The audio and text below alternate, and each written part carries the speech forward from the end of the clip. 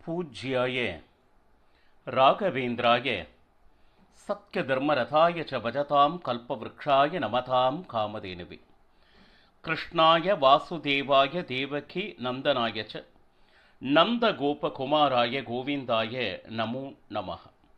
ஐந்தாவது வேதம் என்று போற்றப்படும் மகாபாரதம் பார்த்து வருகிறோம். வனவாச அஞ்ஞான வாசங்களை தர்மத்தின்படி முடித்து தங்களுக்கு தர்மத்தின்படி நியாயத்தின்படி சேர வேண்டிய ராஜ்யத்தை கேட்டதனால் ஊசி முனை இடம் கூட கொடுக்க முடியாது என்று கௌரவர் மூலமாக செய்தி வர அவர்கள் யுத்தத்திற்கும் தயாராக இல்லை, ராஜ்யத்தை கொடுப்பதற்கும் தயாராக இல்லை. இப்போ தூதுவர்கள் வந்து போய் கண்டிப்பாக அவர்கள் ராஜ்யம் கொடுக்க முடியாது என்கின்ற ஒரு சூழ்நிலை வந்த பின்னாடு யுத்தம் என்ற ஒன்றே ஒரு மார்க்கம். ஆனால் மனதார சொல்ல வேண்டுமானால் யுத்தத்தில் கொஞ்சம் கூட பாண்டவர்களுக்கு விருப்பம் இல்லை. ஏனென்றால் யுத்தத்தினால் என்ன நடக்கும் என்பதனை ரொம்ப ஆழமாக சிந்திக்கிறான் தர்மராஜ். யுத்தம் என்பது அதர்மம், இதனால் பல உயிர்கள் நாசமாகும். அப்போ 5 ராஜ்யம் கூட எங்களுக்கு வேண்டாம், 5 கிராமங்களையாவது கொடுத்தால் கூட அனைவரும் ஒன்றாக ஆனந்தமாக வாழலாம் அப்படின்னு சொல்லிட்டு கடைசி வரையிலும் தர்மராஜன் யுத்தம் வேண்டாம் என்பதற்காக எவ்வளவோ தூரம் இறங்கி வருகிறார். அது இறங்கி வர வர என்ன நினைக்கிறாங்க அப்படின்னு கேட்டீங்கன்னா, இவர்கள்கிட்ட பலம் இல்லை, அதனால தான் இவ்வளவு தூரம் நம்ம கிட்ட கெஞ்சி கேட்டுட்டு இருக்கிறாங்க. யுத்தத்தில் வந்தா நிச்சயமாக அவர்கள் தோற்று விடுவோம் அப்படின்னு நினைச்சிட்டு இருக்கிறாங்க அப்படின்னு ஒரு தவறான புரிதல் கௌரவர்கிட்ட. நாம சரி, நம்ம சொந்த பந்தங்கள் யாருக்கும் எந்த விதமான அழிவும் வந்துவிடக்கூடாதே என்கின்ற நல்ல எண்ணம் கூட அவர்களை நல்ல விதமாக சிந்திக்க என்ன சொல்லுது முற்பட துஷ்டர்கள். அவர்களுடைய எண்ணம் எப்படியோ அப்படித்தானே இருக்க முடியும்.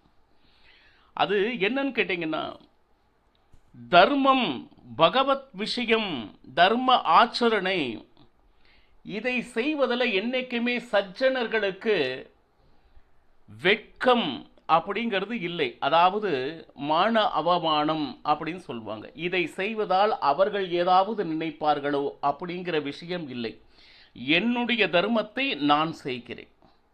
இப்போ என்னன்னா, நம்ம தர்மத்தை நாம் கடைபிடிப்பதே வெளியே நாம் ப்ரொஜெக்ட் பண்ணால் அவங்க ஏதாவது நினைப்பாங்களோ இவங்க ஏதாவது நினைப்பாங்களோ அப்படின்னு என்னாச்சு, பொட்டு வைப்பதை விட்டுவிட்டனர்.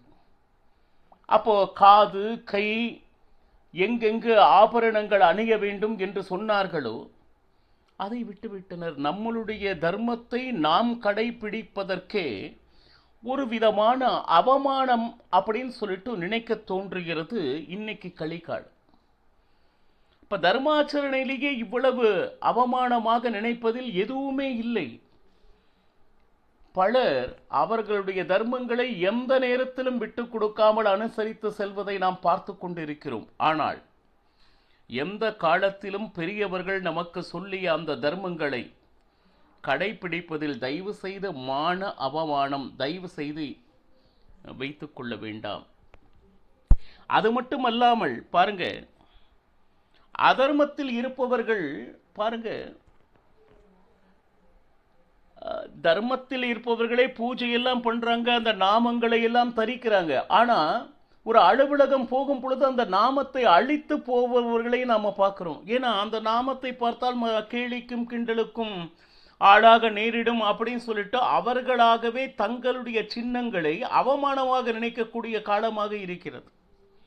கொஞ்சம் நினைச்சு பாருங்க. இதற்கு ஆழமாக சிந்தித்தால் நிச்சயமாக அவர்களிடத்தில் ஞானம் இல்லை என்றுதான் அர்த்தம். இதனால் எவ்வளவு நன்மைகள் ஏற்படும் என்பதில் அவர்களுக்கு அந்த நம்பிக்கையின்மை அதுதான் காரணமாக இருக்கிறது. இதையே இப்படி செஞ்சிட்டு இருக்கிறவன நிச்சயமாக ஒரு தார்மீகன் அப்படின்னு சொல்லவே முடியாது. தர்மத்தில் இருப்பவனுடைய அந்த முகமானது எப்படி இருக்கும் அப்படின்னா தேஜஸாக இருக்கும், முகத்திலே காந்தி இருக்கும். ஒருவேளை அந்த தர்மத்தின்படி அவன் நடக்கவில்லை என்றால் அவன் மனிதனாகவே இல்லை, பிராணிக்கு சமம் என்று தர்மசாஸ்திரங்கள் கூறுகின்றன. சரி, இதுல நிறைய விஷயங்கள். எப்பொழுதுமே ஒரு மனது ஒரு அமைதியாகவும் நிம்மதியாகவும் இருக்கிறது என்றால் அவனுடைய தர்மத்தையும் கர்மத்தையும் விடாது செய்து கொண்டிருக்கிறான் அப்படின்னு அர்த்தம். தர்மம் செய்பவனுக்கு மனதின் அந்த நிம்மதி ஆனந்தமாக இருக்கும் அப்படின்னு எழுதுறாங்க. என்றைக்குமே அந்த பாபம் செய்ய வேண்டும் என்கின்ற எண்ணம் கூட அவர்களுக்கு வருவதில்லை. அப்போ ஏன்னா இன்னொரு பக்கம் பார்த்தீங்கன்னா தர்மமும் செய்கிறதில்லை, இதை செஞ்சா பாப்பம் அப்படிங்கிற அந்த பயமும் இல்லை. அப்ப என்னாச்சு?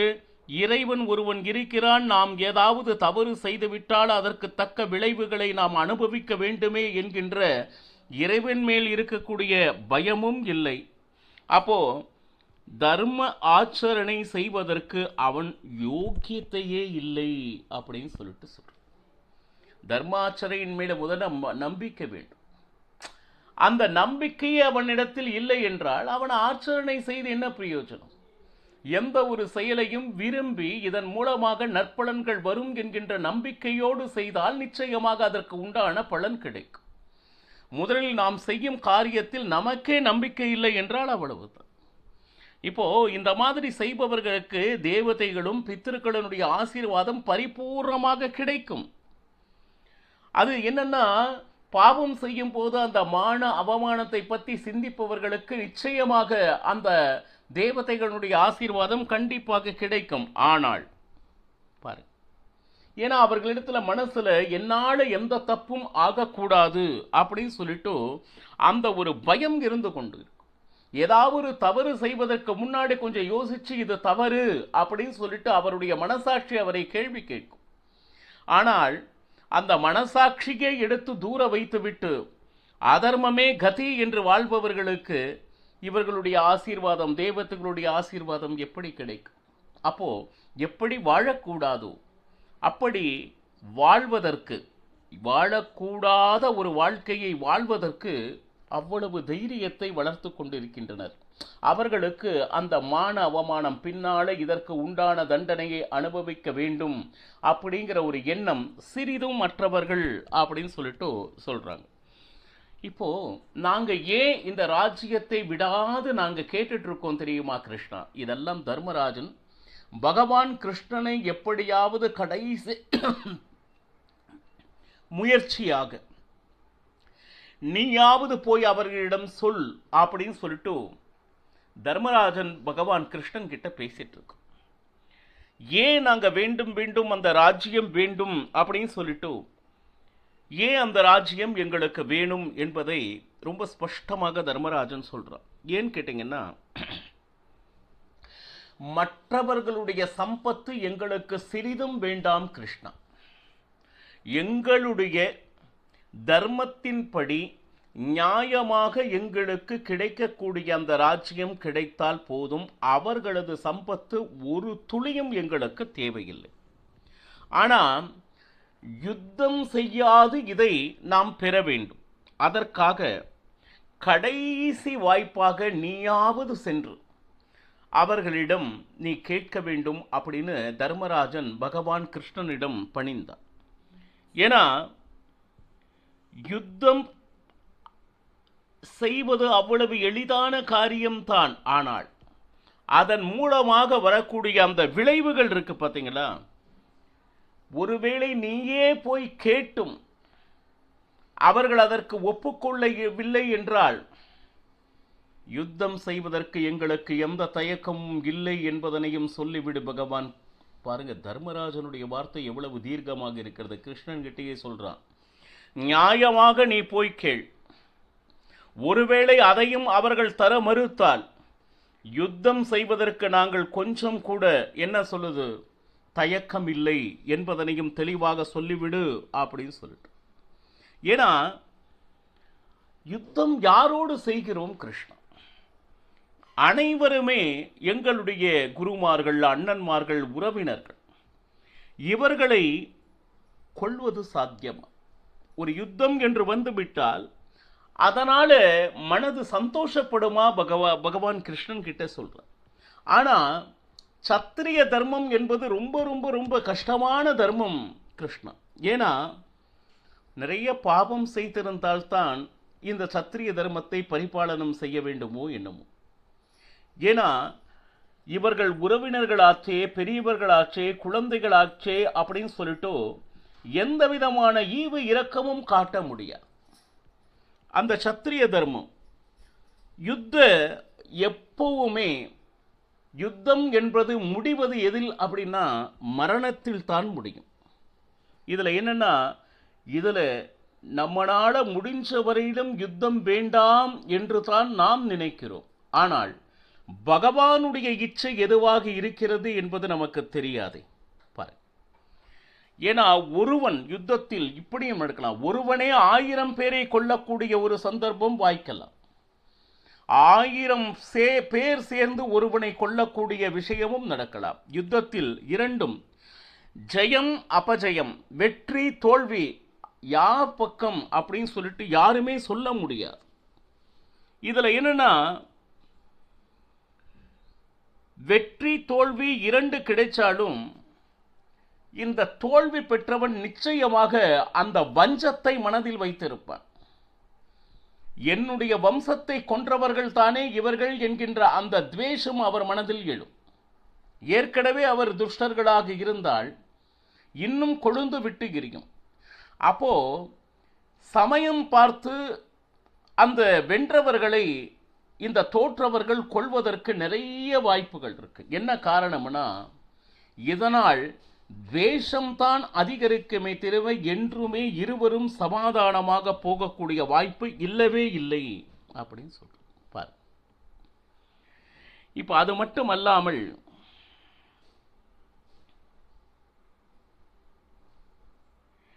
ஒரு யுத்தம் நடக்கும் பொழுது, எதிரிகளை வீழ்த்தும் பொழுது ஏதோ மேலோட்டமாக முன்கிருந்த வீரர்களை கொன்றுவிட்டு நாம் ஜெயித்தோம் அப்படின்னு சொல்ல முடியாது.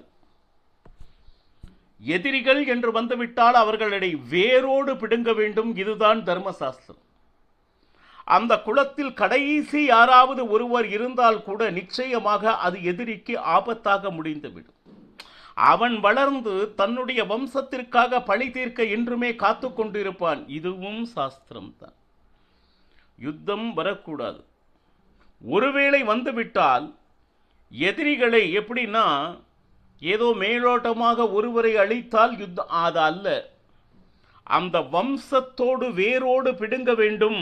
இதுதான் யுத்தத்தில் இருக்கக்கூடிய சாஸ்திரம். பாரு, இது சജ്ஜனர்கள் செய்யக்கூடிய வேலையா கிருஷ்ணா? யுத்தம் வேண்டாம், எங்களுக்கு ராஜ்யத்தில் விருப்பம் இல்லை, அதனால்தான் கடைசி பட்சமாக 5 கிராமங்கள் கொடுத்தால் போதும். இந்த யுத்தம் செய்தால் எப்படி இருக்கு அப்படின்னா, கீழே ஒரு மாம்சம் கிடக்குதுன்னு வைங்க, சுற்று முற்றிலும் ஒரு 10-15 நாய்கள் அதனை சுற்றி கொண்டிருக்கும். அப்போ அந்த நாய்கள் என்ன பண்ணோம்னா, ஆரம்பத்தில் பார்த்தோம்னா அந்த 10-15 நாட்களையும் வாழை ஆட்டி கொண்டிருக்கும். சரி, அடுத்து ஒன்றை பார்த்து குர் அப்படிங்கிற சப்தத்தோடு ஒரு துரோகத்தை எதிரொலிக்கும். அதுக்கு பகனம் ஒன்று கத்த ஆரம்பிக்கும், மற்றொன்றை பாட்டு. ஒன்று கத்த தொடங்கியவன் மற்ற எல்லாம் சேர்ந்து கத்த ஆரம்பிக்கும். கடைசியில் என்ன ஆச்சு, இந்த மாம்சத்தை யார் உண்பது அப்படிங்கிற அந்த மதம் அவர்களுக்குள் போட்டி வரும். உடனே மெல்ல ஒன்று பல்லை கோரமாக காட்ட ஆரம்பிக்கும். ஒன்றின் மேல் ஒன்று விழுந்து எப்படியாவது அதனை அழித்தாவது மாம்சத்தை நான் பெற வேண்டும் என்ற அந்த போட்டி நாய்கள் மத்தியில் இருக்கும். அதில் யார் பலமாக இருக்கிறார்களோ அந்த நாயே அந்த மாம்சத்தை புசிக்கும். இது நாய் செயலை விட கேவலமானது யுத்தத்தின் செயல். இது எனக்கு சிறிதும் பிடிக்கவில்லை கிருஷ்ணா அப்படின்னு சொல்லிட்டு மனதில் பட்டதை உள்ளதை உள்ளபடி பகவான் கிருஷ்ணரிடம் தர்மராஜன் கூறினார். அது மட்டும் அல்லாமல் பாருங்க, இவர்களை கொல்லத்தான் வேண்டும் என்று நான் நினைத்திருந்தால் இவ்வளவு நாள் நான் காத்திருக்க வேண்டும் என்கின்ற அவசியமே இல்லை. அந்த சபையில் அவ்வளவு பெரிய அவமானம் நடந்த பொழுது பீமசேனனையும் அர்ஜுனனையும் நான் தான் பொறுத்துக்கொள் என்று தடுத்து கொண்டிருந்தேன். அவர்களை கொல்லத்தான் வேண்டும் என்று நான் நினைத்திருந்தால் அந்த சபையிலே அவர்களுடைய கதை முடிந்திரும். ஆனால் யுத்தம் என்பது நிச்சயமாக என் மனதின் விருப்பம் இல்லை கிருஷ்ணா அப்படின்னு சொல்லிட்டோம். தன் மனதில் உள்ளதை பகவான் கிருஷ்ணனிடம் தர்மராஜன் கூறினான். இது அனைத்தையும் கேட்ட கிருஷ்ணன் அடுத்து என்ன செய்ய போகிறான் என்பதனை நாளையும் பருகலாம். சர்வம் ஸ்ரீ கிருஷ்ணார்ப்பணமஸ்து. ஹரே ஸ்ரீனிவாச.